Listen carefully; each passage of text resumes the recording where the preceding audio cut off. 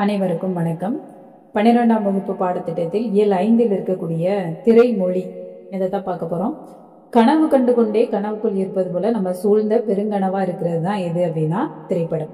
ஏன்னா திரைப்படம் அப்படிங்கிறது இப்ப பார்த்தோம்னா நமக்கு ஒவ்வொருத்தருக்குள்ளேயும் மிகப்பெரிய தாக்கத்தை ஏற்படுத்தி இருக்கிறது. நம்மளுடைய பொது வாழ்வு அல்லது நம்மளுடைய சொந்த வாழ்வாக இருக்கட்டும், நம்மளுடைய தோற்றத்தை கூட அது என்ன செய்யுது, திரைப்படங்கள்ல வரக்கூடிய காட்சிகள், திரைப்படத்தில் நடிக்கக்கூடிய கதாநாயகர்கள் மிக அதிகமான அளவு தாக்கத்தை ஏற்படுத்துகிறார்கள் அப்படின்னு நம்ம என்ன செய்யலாம் சொல்லலாம். இந்த திரைப்படம் அப்படிங்கிறது கதை, திரைக்கதை, வசனம், அதை எழுதி இயக்கி ஒளிப்பதிவு செய்து இசையமைத்து உருவாக்கப்படுறது தான். அதாவது நிறைய கலைஞர்கள் சேர்ந்து உருவாக்கப்படக்கூடியதுதான் திரைப்படம். அதனால திட்டமிட்ட கூட்டு தொழில் அப்படின்னு சொல்லி என்ன செய்யலாம், இந்த திரைப்படத்தை சொல்லலாம். மொழிக்கு இருப்பது போல நிறுத்தற்குறிகள், அசைகள், இது எல்லாமே எதுக்கும் இருக்குன்னா திரைப்படத்திற்கும் இருக்கு. அமைப்புகள், உத்திகள், இதெல்லாம் வேறு வடிவங்கள்ல திரைமொழிக்குன்னு தனியா இருக்கிறது. அதை குறித்து நம்ம இந்த பாடத்துல பார்க்க இருக்கோம். திரைப்படம் முதல்ல 1895 டிசம்பர் 28ஆம் நாள் மாலை 5 மணிக்கு பிரான்சிஸ் தலைநகர்ல பாரிஸ்ல என்ன செய்யுது, கிராண்ட் கஃபே முன்பு ஒரு பெரிய கூட்டம், அதுவும் கொட்டும் மலையில கொடை பிடிச்சுக்கிட்டு நிறைய பேர் என்ன செய்றாங்க, குடை பிடித்து கொண்டு அங்க காத்திருக்கிறாங்க. அதுக்கு காரணம் என்ன அப்படின்னு பார்த்தோம்னா, அன்று காலை செய்தித்தாள்ல ஒரு விஷயம் வருகிறது, அதிசயம் பிறக்கிறது அப்படின்னு சொல்லி ஒரு தலைப்போட வந்த ஒரு விளம்பரம். அந்த விளம்பரம் தான் இந்த கூட்டத்திற்கு காரணமாக இருக்கிறது. அந்த கிராண்ட் கஃபே விடுதியில லூமியர் சகோதரர்கள் திரையிட்ட சில துண்டு படங்கள் என்ன செய்யுது, அந்த துண்டு படத்துக்கு பேரு தான் என்னன்னா ரயிலின் வருகை அப்படிங்கிறது. திரையில ரயில் முன்னோக்கி வேகமா வர்றதை பார்த்து ரயில் நம்ம மேல ஏறி நம்ம சாக போறோமோ அப்படிங்கிற அச்சத்துல பலரும் அரங்கத்தை விட்டு அலறி அடிச்சு என்ன செய்யறாங்க, வெளியில ஓடுறாங்க. அப்படி மக்களை அச்சப்பட வைத்த திரைப்பட கலை நிகழ்காலத்துல இப்போ கொண்டாடத்திற்கு உரியதாக என்ன செஞ்சிருக்கு, மாறி இருக்கு. இந்த லூமியர் சகோதரர்கள் மூலம் உருவான திரைப்பட கலை இன்று உலகத்தையே ஆளக்கூடிய வகையில என்ன செஞ்சிருக்கு, ரொம்ப அதிகமாகவே பெருகி இருக்கு. நம்ம அணியக்கூடிய உடை, உணவு, அரசியல் அப்படிங்கிற எல்லாத்தையுமே தீர்மானிக்கக்கூடிய அளவிற்கு இந்த திரைப்படம் ரொம்ப தாக்கத்தை ஏற்படுத்தி இருக்கிறது அப்படின்னு சொல்லலாம். அந்த கலையினுடைய வளர்ச்சிக்கு பெரும் பங்காற்றிய அறிஞர்கள் சிலரும், அவர்கள முதன்மையானவர் யார் அப்படின்னு பார்த்தோம்னா தாமஸ் ஆல்வா எடிசன் அப்படிங்கிறவர் தான். இவர் அசையும் உருவங்களை படம் பிடித்து கருவியா என்ன செய்யறாரு, கண்டுபிடிக்கிறாரு. அதற்கப்புறம் லூமியர் சகோதரர்கள் படப்பிடிப்பு கருவியோடு திரையிடும் கருவியையும் சேர்த்து திரைப்படம் அப்படிங்கிற ஒரு அமைப்பை உருவாக்குறாரு. இந்த திரைப்படம் அப்படிங்கிற செய்தியை குறித்து ஒரு தெரியுமா அப்படின்னு கொடுத்திருக்காங்க. திரைப்படம் அப்படிங்கிறது ஒரு வகையில பார்த்தோம்னா நாடகத்தின் குழந்தை அப்படின்னு சொல்லலாம். தொடக்க காலத்துல நாடகங்களை அப்படியே திரைப்படமா எடுக்கிறது தான் வழக்கமா இருந்துச்சு. நாடகம் ஒரு காட்சிய ஒற்றை கோணத்துல மட்டுமே நேரடியாக காண்பது போல இருக்கும். இதனாலதான் நாடகத்தை ஒற்றை கோண கலை அப்படின்னு நினைச்சுதான் சொல்றாங்க. நாடகங்களினுடைய காலத்துல ஒளிபரப்பு கருவிகள் இல்லை அப்படிங்கறதுனால வசனங்களை அவங்களே ரொம்ப சத்தமா பேசக்கூடிய, அதாவது உரக்க பேச வேண்டிய தேவை இருந்துச்சு. அதே போல தொலைவுல இருக்கிறவங்களுக்கு எல்லாம் நடிகருடைய நடிப்பை பார்க்கறதுக்கு முடியும் அதிக ஒப்படை செய்து கொண்டு கை கால்கள், கண்களின் அசைவுகள் நன்றாக தெரியும்படி அந்த கண்ணை தெளிவா காட்டணுங்கிறதுக்காக வேண்டி அந்த மைகள் எல்லாம் இட்டு இந்த மாதிரி உரக்க பேசுறது இதெல்லாமே இருந்துச்சு நாடகத்துல. ஏன்னா நாடகத்தினுடைய ஒளி எல்லாரும் பாக்குற அத்தனை பேருக்கும் கேட்கணும் அப்படிங்கிறதுக்காக வேண்டி. அப்புறம் சார்லி சாப்ளினோட வாழ்க்கை. லண்டன்ல பிறந்த சாப்ளின் வறுமையுடைய பிடியில தான் இருக்கிறாரு. அவருடைய தாய் வறுமை வழியை மறக்கடிக்க கதைகள் நிறைய சொல்லுவாங்க. அதன் மூலம் ஒரு கலைஞரா உருவாகிறாரு இந்த சாப்ளின் அப்படிங்கிறவரு. அவருடைய தோற்றத்தை அந்த வறுமை நிலையில தனக்கு ஒரு அங்கீகாரத்தை வாங்கணும் அப்படிங்கிறதுக்காக வேண்டி இந்த தொலைன்னு ஒரு சட்டை, கால் சட்டை, அப்புறம் இறுக்கமான கோட்டு, அப்புறம் துண்டு மீசை, புதுவிதமான சேட்டையும் கொண்ட லிட்டில் டிராம்ப் என்று அவர் உருவாக்கி கொண்ட தோற்றம் அவர் பேசா பட நாயகனாக்கியது. இப்பவுமே சார்லி சாப்ளினோட படம் இந்த பேசாத படம் தான் அப்படின்னாலும் அவர் பண்ற அந்த குறும்புத்தனங்கள் எல்லாமே நமக்கு பார்த்து ரசிக்கக்கூடியதாகவும் நகைச்சுவை ஊட்டக்கூடியதாகவும் இருக்கிறது. அப்போ அந்த மாதிரி அவர் உருவாக்கின பேசா பட நாயகனாக இந்த ட்ரம்ப் இவரை சாப்ளினை உருவாக்கியிருக்கு. அவரது புகழும் உயர்ந்தது. வறுமை மிக்க தன்னுடைய இளமை வாழ்வை தி கிட் அப்படின்னு ஒரு வெற்றி படமாவே அதை உருவாக்கியிருக்கு. அவரது மேதமை, திறமை, இது எல்லாம் தி கோல்ட் ரஷ், தி சர்க்கஸ், இது போன்ற காவிய படங்களை உருவாக்குறதுக்கு உறுதுணையா இருந்தது. மரபான கருத்து உருவாக்கங்களை தன் படங்கள்ல சார்லி சாப்ளின் நினைச்சாரு உடைத்து நொறுக்கிறத காலங்காலமா இருந்துட்டு வந்த இப்படிதான் கதையோட தான் இருக்கணும், பேசதான் வேணும் அப்படிங்கறது எல்லாத்தையும் அந்த ஒரு வளையத்தை ஒரு வட்டத்தை உடைத்து வெளியே கொண்டு வந்தவர் அப்படின்னு சொல்லலாம். பேசா படங்கள்ல சேட்டைகள் மூலம் புகழ்பெற்ற அவர் பேசும் படங்கள்ல உருவான காலத்துல அவர் தோத்துருவாரு. இவரால இந்த பேசாத படத்துல இந்த குறும்பு செஞ்சு மட்டும்தான் என்ன செய்ய முடியும், நடிக்க முடியும் அப்படின்னு இருந்தது. ஆனா அந்த எதிர்பார்ப்புகள்ல எல்லாத்தையும் முறியடித்து சிட்டி லைட்ஸ் அப்படின்னு சொல்லக்கூடிய ஒரு படத்தை எடுத்து எதிரிகளுடைய வாய்களை எல்லாம் இவர் அடைத்தார். அதாவது அந்த படத்தையும் வெற்றி பெற வைத்தார். 3 ஆண்டு உழைப்புல மாடர்ன் டைம்ஸ் அப்படின்னு சொல்லக்கூடிய ஒரு படத்தை உருவாக்குறாரு. அவருக்கு வாழ்நாள் சாதனையாளர் என்னும் வகையில சாப்ளினுக்கு ஆஸ்கார் விருதும் என்ன செய்யப்படுது, வழங்கப்படுகிறது. அப்புறம் இதோடைய தொடர்ச்சி முந்தின பகுதியில் அந்த தாமஸ் ஆல்வா எடிசன் திரையிடும் கருவியை கண்டுபிடிச்சாரு இல்லையா, அந்த விந்தையை உலகுக்கு கொடுக்கிறாரு. அதுக்கப்புறம் தொடர் வளர்ச்சியா திரைப்படம் கதையும் சொல்லலாம் அப்படிங்கிற கருத்தை கொண்டது யாரு அப்படின்னா ஜார்ஜ் மிலே. திரைக்கதை ஒரு திரைப்படத்தினுடைய வெற்றிக்கு காரணம் என்னன்னா கதையும் கதை சொல்லும் முறையும் தான் அப்படின்னு சொல்லலாம். திரைப்படத்தின் வெற்றிக்கு முக்கிய காரணம் கதையும் கதை சொல்லும் முறை. உலகின் சிறந்த படங்கள் எல்லாமே வணிக வெற்றி படங்களும் பார்வையாளர்களை திரையோட ஒன்றிக்க வைக்கும் போது அந்த வகையில திரைக்கதைகள் இருக்கிற மாதிரி இருந்தா மட்டும்தான் அந்த திரைப்படம் என்ன செய்யும், வெகு நாட்கள் ஓடக்கூடியதாக இருக்கும்.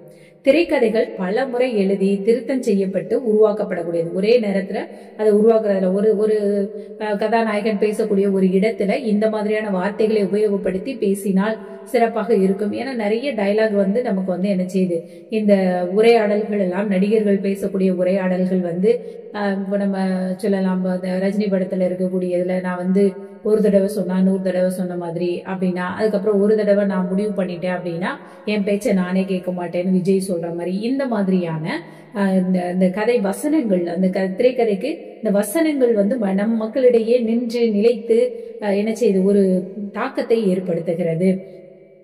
அதனால அந்த வசனங்கள் எழுதும் போது அதை ரொம்பவே அடிக்கடி திருத்தி தெளிவான முறையில நடிகர்களுக்கு ஏற்புடைய வகையில என்ன செய்யப்படுகிறது, எழுதப்படுகிறது. அப்புறம் காட்சியின் ஆற்றல். காட்சி அப்படிங்கிறது கதை நகர்வுக்கு ரொம்பவே உறுதுணையா இருக்கிறது. திரைப்படத்துல காட்சிகள் சிறப்பா அமைஞ்சாதான் வசனம் கூட சில இடங்கள்ல வசனம் இல்லாமல் காட்சியை வைத்தே அந்த கருத்துக்களை நம்ம என்ன செஞ்சிடலாம், புலப்படுத்தலாம். இப்ப நாடகத்துல விளக்கை அணைத்தும் திரையை இறக்கியும் காட்சி மாற்றத்தை காண்பிப்பாங்க. விளக்கு அணைச்சிட்டு அடுத்த காட்சியை காட்டுறதுக்கு. திரைப்படத்தின் காட்சிகளை அடுத்தடுத்து வைக்கிறது மூலம் கதையை என்ன செய்யறாங்க, சொல்றாங்க. முதல் காட்சியில தோழி ஒருத்தி கதாநாயகியிடம் என்ன செய்றா, தொடர்வண்டியினுடைய பயணச்சீட்டை கொடுக்குறா. அடுத்த காட்சியில கதாநாயகி தொடர்வண்டியில இருக்கிறா. அடுத்த காட்சியில ஏன் வீரையா தெரு அப்படின்னு சொல்லி ஒருவர் முகவரியை சொல்லி கொண்டு இருக்கும் போதே அந்த முகவரியில போய் காட்சி என்ன செய்யும், நிற்கும். அப்ப இது எல்லாம் ஒவ்வொரு காட்சி. தொடர்வண்டி பயணச்சீட்டை தோழி கொடுக்கறது ஒரு காட்சி, கதாநாயகி தொடர்வண்டியில போய் அமர்றது ஒரு காட்சி, அடுத்து முகவரியை சொல்றது ஒரு காட்சி, முகவரியில போய் நிக்கிறது ஒரு காட்சி. இப்படி அடுத்தடுத்த காட்சிகள். ஆனா தொடர்ச்சியாக இது அங்கங்க கட் பண்ணி வராம, அதாவது நிறுத்தி வராம அது அப்படியே தொடர்ச்சியாக என்ன செய்து கொண்டே இருக்கும், வந்து கொண்டே இருக்கும். அதே மாதிரி அடுத்த காட்சி விளையாட்டு அரங்கம் அப்படின்னு பார்த்துட்டோம் அப்படின்னா அங்க எழக்கூடிய ஒலிகள் சத்தம் அங்க கேட்கும். ஏன்னா பார்வையாளர்களுடைய ஆரவார ஒலிகள். அதுக்கப்புறம் முதல் காட்சி முடிவதற்கு முன் தொடங்கிவிடும். அதுக்கப்புறம் காட்சிகள் மாறுவதை உணர்த்த ஒரு காட்சியை சிறிது சிறிதாக மங்கலாக்கி இருள் காட்சியாக மாற்றுவார். இத காட்சி மறைவு அப்படின்னு சொல்லி என்ன செய்யறாங்க, சொல்றாங்க. இப்ப இதுல காட்சி மறைவு அப்படின்னா என்ன அப்படின்னு பார்த்தோம் அப்படின்னா, முதல் காட்சி முடிஞ்ச உடனே அடுத்த காட்சி கொஞ்சம் சிறிதா மறைஞ்சு மங்களாகி அடுத்த காட்சி என்ன செய்யறது, தோன்றது. அடுத்த காட்சி தொடங்கும் போது இருட்டா இருந்த பகுதி சிறிதா என்ன செய்யுது, வெளிச்சமா மாறி முழு காட்சி தெரியும். இத காட்சி உதயம், அதை இருளாயி காட்சி மறைஞ்சிட்டு இருக்கிறத காட்சி மறைவு அப்படின்னு சொல்றோம். அதே இது அந்த இருளான பகுதி எல்லாம் வெளிச்சமாக காட்சி தோன்றுவத காட்சி உதயம் அப்படின்னு சொல்றோம். அப்புறம் ஒரு காட்சி மறையும் போது அடுத்த காட்சி தெரிய தொடங்குது. இதனை கலவை கூட்டு அப்படின்னு சொல்லி சொல்றாங்க. ஒரு காட்சி மறையும் போது அடுத்த காட்சி தெரிய தொடங்குறது கலவை கூட்டு அப்படின்னு சொல்லி, கலவை அல்லது கூட்டு அப்படின்னு சொல்லப்படுது. பழைய காட்சியை அழித்து கொண்டே அடுத்த காட்சி தோன்றுவது. அதாவது அப்படி அழிச்சுட்டே இருக்கும்போது அடுத்த காட்சி அப்படியே வந்துட்டே இருக்கும். இதை அழிப்பு அப்படின்னு சொல்லுவாங்க. இப்படி பல்வேறு உத்திகள் இயக்குனர்கள் தொகுப்பாளர்களால என்ன செய்யுது, காட்சி நகர்வுக்காக பயன்படுத்தப்படுது. ஒரு ஓடி வர்றா அதை காட்டிட்டு அதை பார்ப்பவன் ஏன் இப்படி ஓடி வருகிறீர் அப்படின்னு கேட்கணும்னு தேவை கிடையாது. என்னாச்சு அப்படின்னு கேட்டாலே போதும். இது காட்சி மொழியினுடைய தன்மை. அதே மாதிரி உணர்ச்சிகளை காண்பிக்க முகத்தை மட்டும் காண்பித்தால் போதாது. அதுபோல கட்டுப்படுத்த முடியா கோபம் அப்படின்னா நடிகர் கத்தி கூச்சல் போடுறத காட்ட வேண்டிய அவசியம் இல்லை. அதற்கு பதிலாக கையில பிடிச்சிருக்கக்கூடிய கண்ணாடி குவளையை இறுக பிடித்து உடைப்பதை காட்டினா போதும், யாரு கதாநாயகர் கோபத்துல இருக்கிறாருன்னு தெரிஞ்சிடும். பார்வையாளர்களால அதை புரிஞ்சு கொள்ள முடியும். இதைத்தான் என்ன செய்யறோம், நம்ம காட்சி மொழி அப்படின்னு சொல்லி சொல்றாங்க. அடுத்து பார்த்தோம்னா படத்தொகுப்பு. தேவையற்ற காட்சிகள் எல்லாம் நீக்கிட்டு தேவையான காட்சிகள் பொருத்தமான வகையில எதற்கடுத்து எது அப்படிங்கறத சேர்க்கிறதுக்கு பேர் தான் என்னன்னா படத்தொகுப்பு அப்படிங்கிறது. இந்த காட்சிகளை மாற்றி மாற்றி வைக்கும் போது வெவ்வேறு காட்சிகள் என்ன செய்ய முடியுது, உருவாக்கி நமக்கு காட்ட முடியும். இவ்வாறு காட்டுறத குலசோ விளைவு அப்படின்னு அழைக்கிறாங்க. இதுல 3 காட்சிகளை, அதாவது புன்னகிக்கிற மனிதன், ஒரு மனிதன் சிரிச்சிட்டு இருக்கிற மாதிரி, அடுத்து நீட்டப்பட்ட கை துப்பாக்கி, அடுத்து இன்னொரு பக்கம் பதட்டமாகவும் மனிதன், இந்த 3ஐயும் மாத்தி மாத்தி காட்டுறது. இப்படி காட்டுறதுதான் குலசோ விளைவு அப்படின்னு என்ன செய்யப்படுகிறது, அழைக்கப்படுகிறது. இப்படி வெவ்வேறு விதமா மாற்றி வைக்கிறதன் மூலம் வெவ்வேறு பொருள் அங்க என்ன செய்யப்படுது, உணர்த்தப்படுறது அப்படிங்கறத நம்ம என்ன செஞ்சுக்கலாம், பாத்துக்கலாம். முதல் வரிசை புன்னகிக்கிற மனிதன், நீட்டப்பட்ட கை துப்பாக்கி, பதட்டமாகும் மனிதன். இது கோழை என்ற பிம்பம் உருவாகிறது. இந்த பதட்டமாகக்கூடிய மனிதனை பார்த்த உடனே ஒருத்தன் சிரிச்சுட்டே துப்பாக்கி வச்சு நீட்டுறான், அதனால அவன் பயப்படுறான் அப்படிங்கறது தெரியுது. அடுத்து இன்னொரு வரிசை பதட்டமாகும் மனிதன், நீட்டப்பட்ட கை துப்பாக்கி, புன்னகிக்கிற மனிதன். இவனை பார்க்கும்போது, புன்னகிக்கிற மனிதனை பார்க்கும்போது வீரன் அப்படிங்கிற பிம்பம் அங்க என்ன செய்யுது, உருவாகிறது. அடுத்து த கிரேட் டிக்டேட்டர் அப்படிங்கிறது, இதுவும் அட்டவணையில இருக்கக்கூடியதான், தெரிந்து தெளிவோம் அப்படிங்கிற பகுதியில இருக்கு. 1940 சாப்ளின் எடுத்த படம் தான் தி கிரேட் டிக்டேட்டர் அப்படிங்கிறது.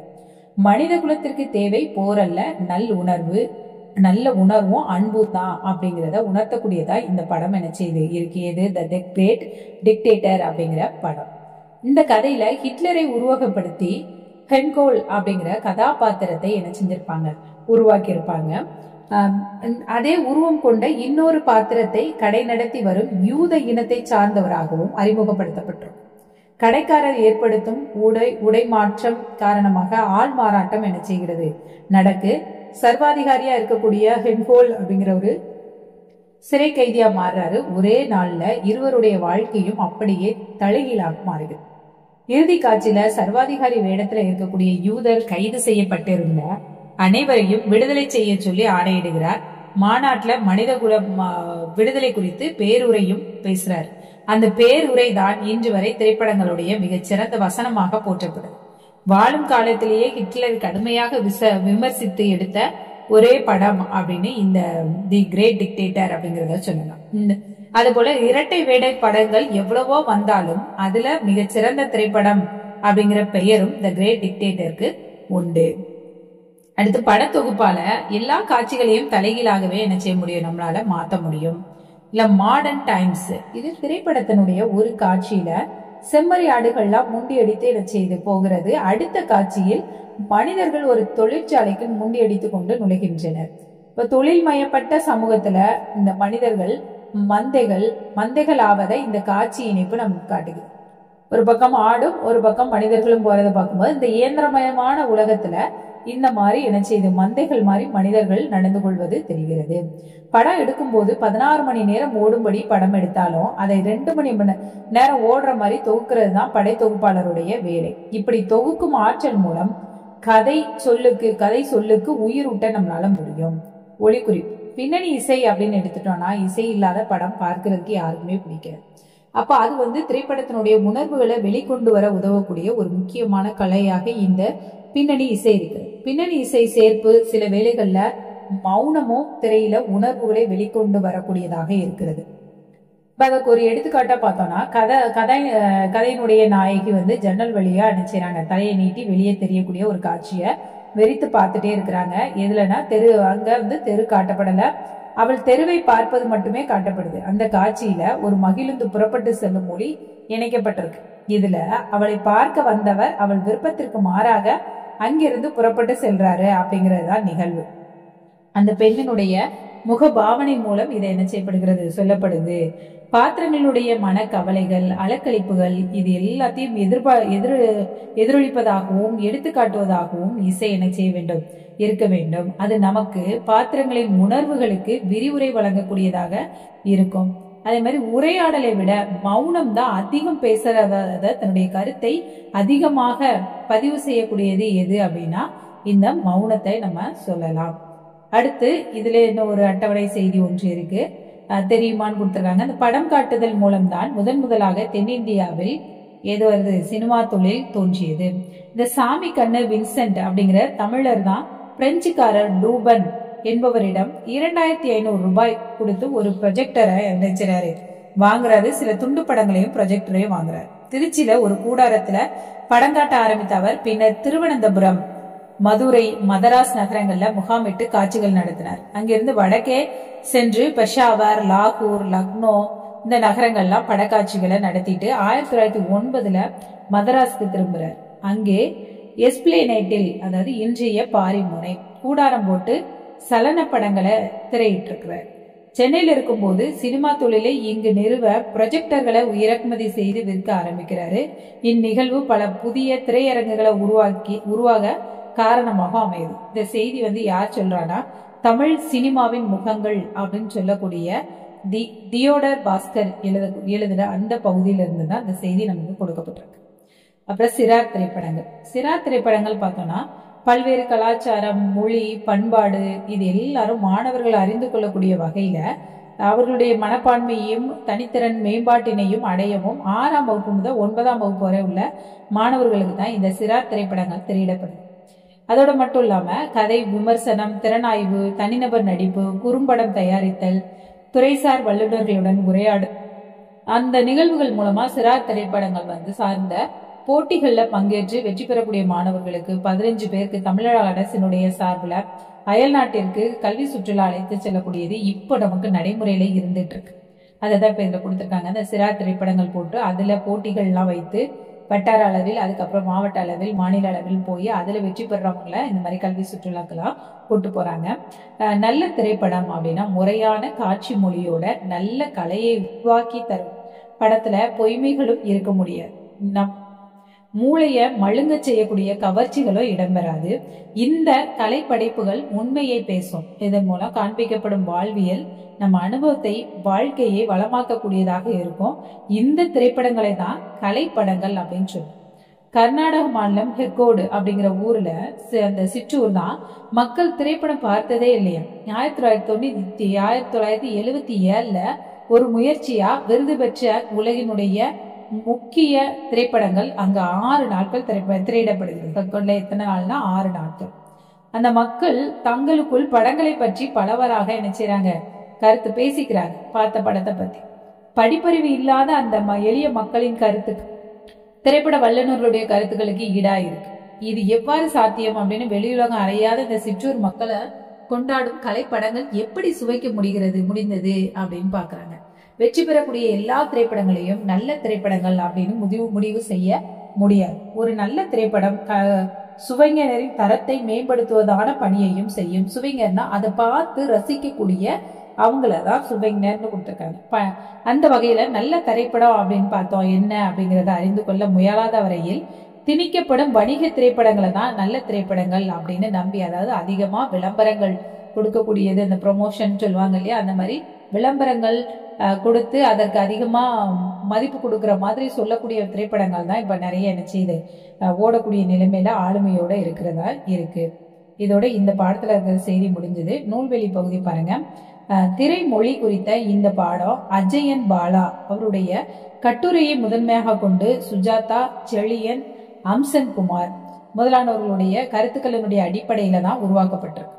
அப்புறம் கலையும் வணிகமுமான திரைப்படத்தை அணுகுவதற்கான எளிய சூத்திரத்தை கற்பிப்பதாக கூட இந்த படம் என்ன செய்து உருவாகுது. இந்த படக்குழுவினரால் இது உருவாக்கப்பட்டிருக்கிறது. அப்புறம் உடல் மொழி, குறியீடுகள், கதை நகர்தல், திரைப்பட உரையாடல் என பல துறைகள்ல இந்த மரபு கலைகள்ல இருந்து வேறுபட்ட தொழில்நுட்பம் சார்ந்த திரைக்கலையின் மொழியை புரிந்து கொள்ளும் முயற்சியினுடைய தொடக்கம் தான் இந்த பாடமா என்ன செய்து நமக்கு கொடுக்கப்பட்டிருக்கிறாங்க. சரி, இதற்கு அடுத்து உள்ள பகுதியை நம்ம அடுத்த ஒரு காணொலியில பார்க்கலாம். முதல் முறையா சேனலை பாக்குறீங்க அப்படின்னா சப்ஸ்கிரைப் பண்ணிக்கோங்க. உங்களுடைய நண்பர்களுக்கும் இது சார்ந்த பகுதிகளை நீங்க என்ன செய்யுங்க, பகிருங்கள். உங்களுடைய கருத்துக்களை கருத்து பட்டியல் தெரிவியுங்கள். நன்றி.